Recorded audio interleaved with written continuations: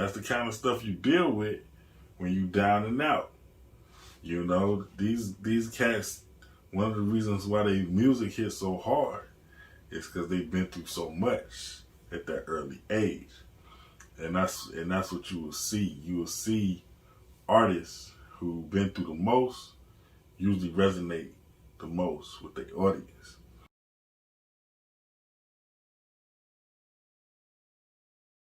Yo, what's up, everybody? It's your boy CB, and we here for the Wu-Tang American Saga spoiler review. Yeah, it's been a long, hard road for our heroes, right? They done finally came out with a record. They done got some airplay for the record, and now everybody's realizing how broke they is. It's weird how the fame, just getting a taste of it, make you realize what your actual situation is. They've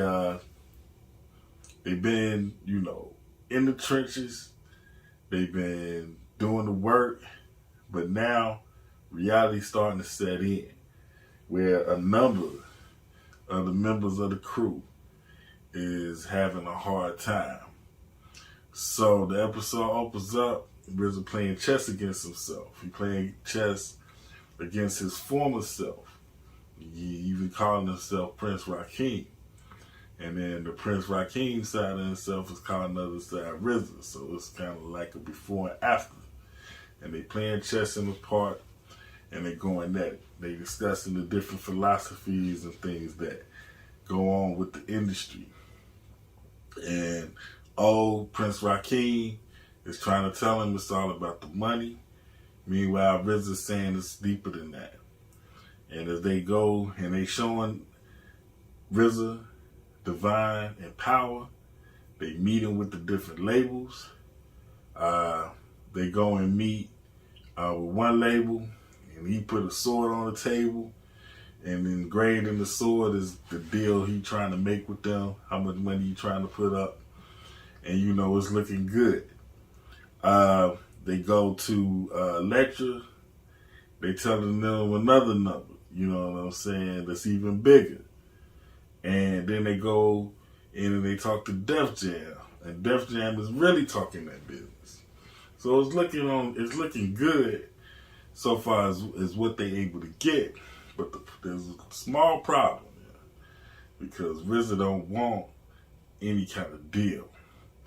He don't want the kind of deal that people always been getting, and it's the reason why.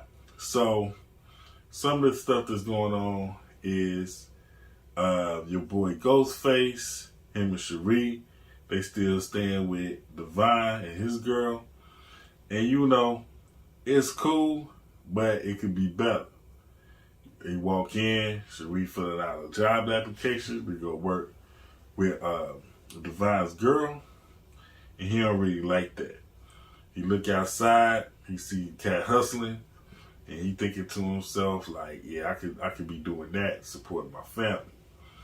And Cherie, she kind of noticed, you know what I'm saying, the look on his face, and she trying to figure out what's wrong with him, and she got a little feeling.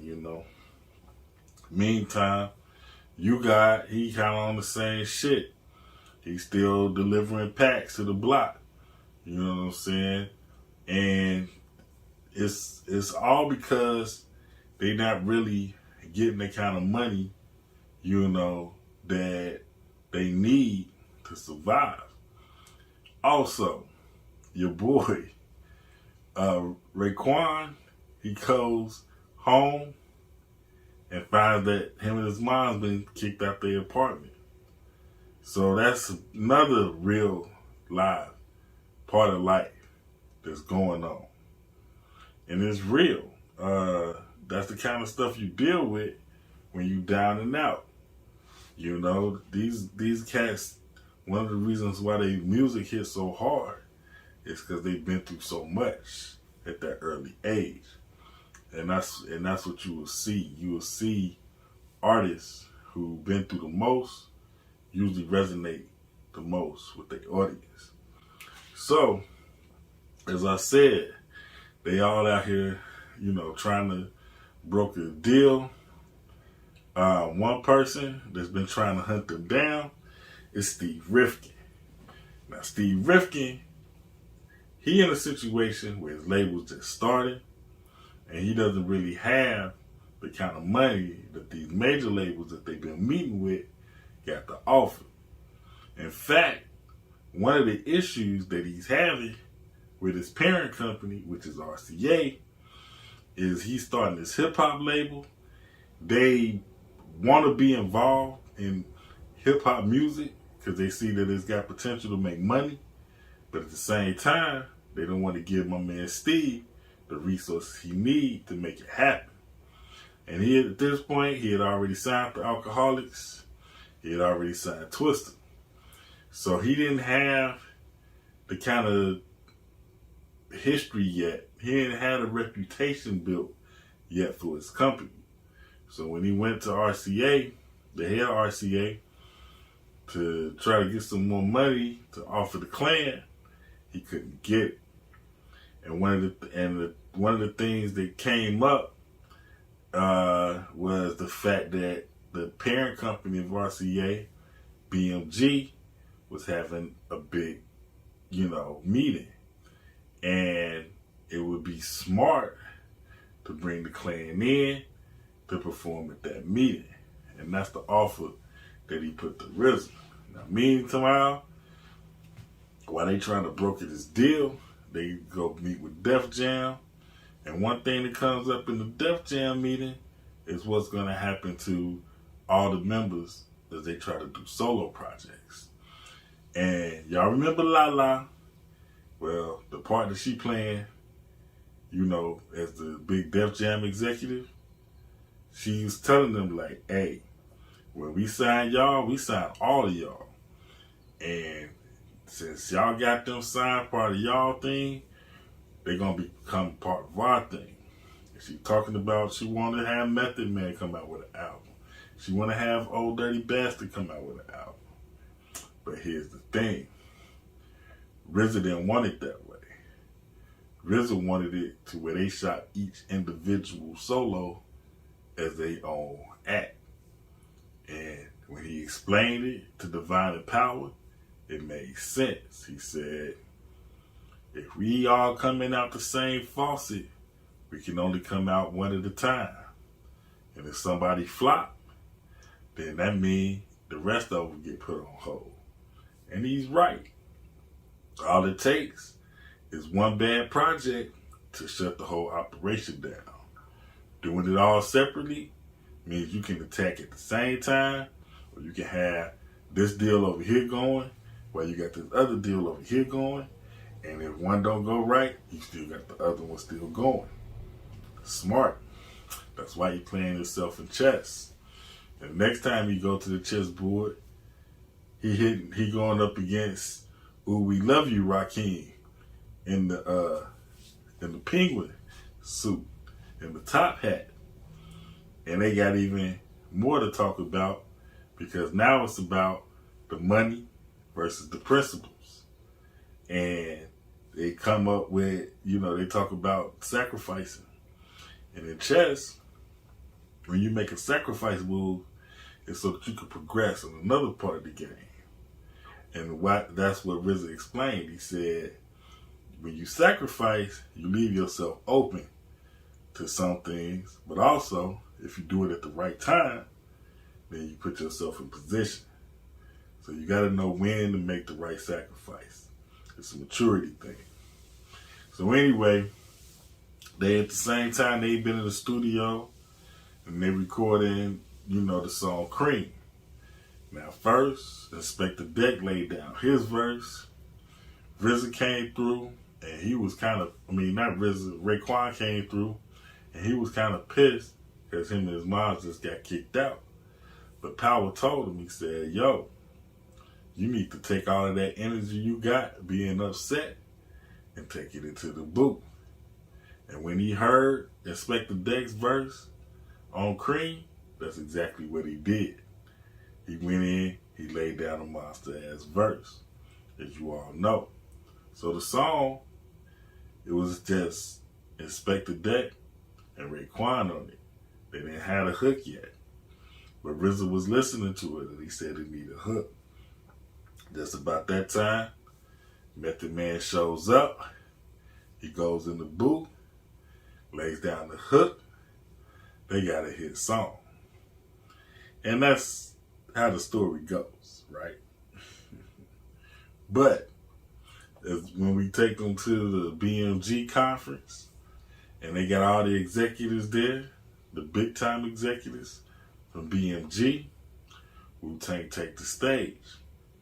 And of course, they in a room full of suits. They kind of uneasy about the situation. So who saves the day? But your boy ODB. Now ODB saved the day when they was performing at the Fever. But this time, he did it a little different. He didn't go off and talk about all the kids and living in poverty and all of that. He didn't talk about the things that was bad. He just came to party. And when he sang Somewhere Over the Rainbow, everybody was loving it. And when they kicked off the song, everybody was loving it. Steve Rifkin gave the guys a couple of hotel suites to kick it in. What they do, they act a fool. They tear the hotel suites up. So now, after that happened, Steve Rifkin go to his boss, trying to get that extra cash. He can't get it. Also, you guys went to his car, trying to get some extra trees for them to smoke. Gets busted by the police. Tragic. Also, Ghost, feeling the pressure, break into a room and steal a necklace. It's a bad move, but it's one I understood. Okay? He got a lot of responsibilities going on. And they got him in a holding pattern with this rap shit. He got to make a move.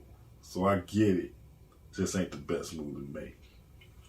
Meanwhile, the deal Electra offered, gone. They heard about you guys going to jail. So they took the offer off the table. So now it's time to think, you know. The things that RZA want from a group deal, Steve Rifkin said they can have that. But Steve Rifkin ain't got no money. Okay? Everybody needed money.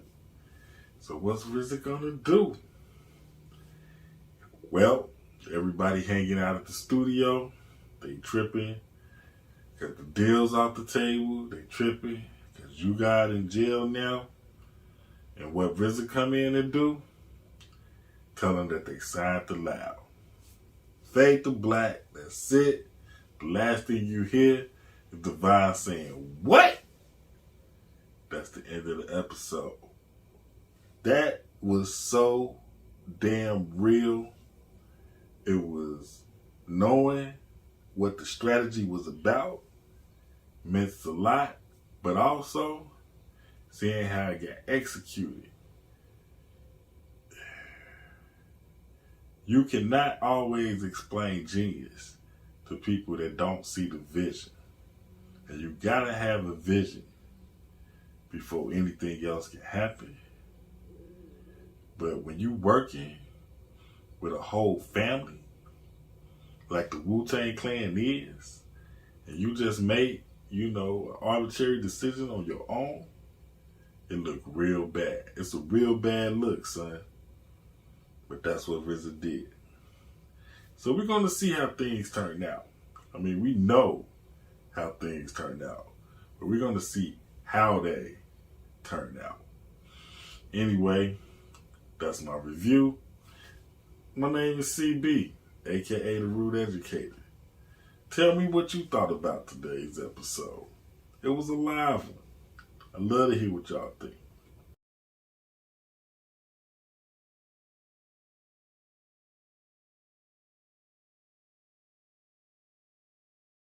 Also, I'm doing some other reviews of some other shows. If you don't know about my Wonder Years reviews, check them out. And today, or later on today, I'm going to do a review of the new show Queens. Because Queens got some of my favorite actresses, singers, and rappers in it. So I definitely want to check that out. Maybe you should too. And go out and check that other video out. Anyway, I'm going to get out of here. Y'all be lovely. Peace.